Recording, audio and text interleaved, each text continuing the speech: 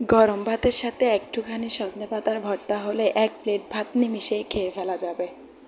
আসসালামু আলাইকুম এভরিওয়ান, কেমন আছেন সবাই? আশা করি সবাই ভালো আছেন। আলহামদুলিল্লাহ, আমিও ভালো আছি। সজনে পাতার ভর্তা অসাধারণ মজার একটা ভর্তা। রান্না করা সজনে পাতাও কম না কিন্তু।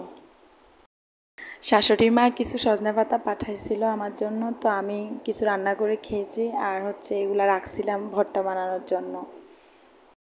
তো ভর্তা বানানো শুরু করে দিয়েছি। কার কাছে কিভাবে ভালো লাগে আমি আসলে জানি না, কিন্তু আমার কাছে ভালো লাগে পেঁয়াজ কাঁচামরিচ এগুলো তেলে ভেজে তারপরে ভর্তা বানালে আমার কাছে অনেক বেশি টেস্ট লাগে। সজনে পাতাগুলো একটু তেলের মধ্যে ভেজে নিচ্ছি। সজনে পাতার ভর্তা এভাবে করলে সুন্দর একটা গ্রান আসবে, পানসা পানসা লাগবে না, আর খেতে অনেক মজা লাগবে।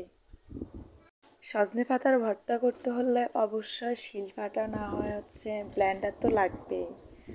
তো আমি ভেজে নেওয়া শুকনো মরিচ কাঁচামরিচ পরিমাণ মতো লবণ এগুলা দিয়ে এগুলা বেটে নিচ্ছি। তো আপনাদের কার কীভাবে ভর্তাগুলো বানাতে ভালো লাগে, খেতে ভালো লাগে অবশ্যই কমেন্ট করে জানাবেন। তো আমি একে একে সবগুলা উপকরণই বেটে নেব। এখানে ভাজা পেঁয়াজ আর রসুন ভাজা। তো আমি এখানে অল্প কিছু নিয়েছি, কিছু গোটা রেখে দিছি। তারপর সজনে পাতাগুলা বেটে নিতেছি।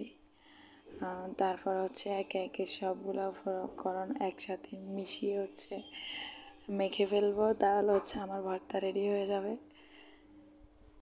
সবগুলা উপকরণ একসাথে মেখে নিতে হবে।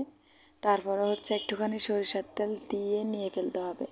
আপনারা কিন্তু আবার ভাববেন না আমি লবণ দিই নাই, আমি কিন্তু লবণ দিয়েছি। মরিচ বাটার সময় লবণ দিয়ে ফেলছিলাম। তো এই হলো আমার সজনে পাতার ভর্তা রেডি হয়ে গিয়েছে।